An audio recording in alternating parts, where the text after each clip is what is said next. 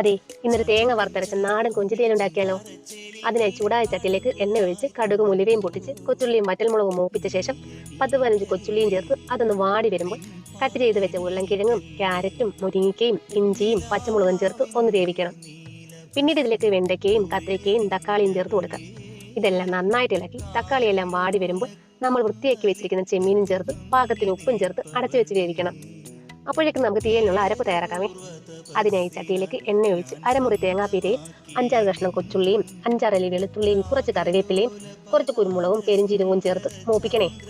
ഇതൊരു brown shade ആകുമ്പോൾ ഇതിലേക്ക് പാകത്തിന് മല്ലിപ്പൊടിയും മുളക് പൊടിയും മഞ്ഞൾപ്പൊടിയും ചേർത്ത് മൂപ്പിച്ചെടുത്ത് ഇത് തണുക്കാൻ വെക്കാം. തണുത്ത ശേഷം വെള്ളം ചേർക്കാതെ നന്നായിട്ട് അരച്ചെടുത്ത് ചട്ടിയിലേക്ക് ചേർക്കാം.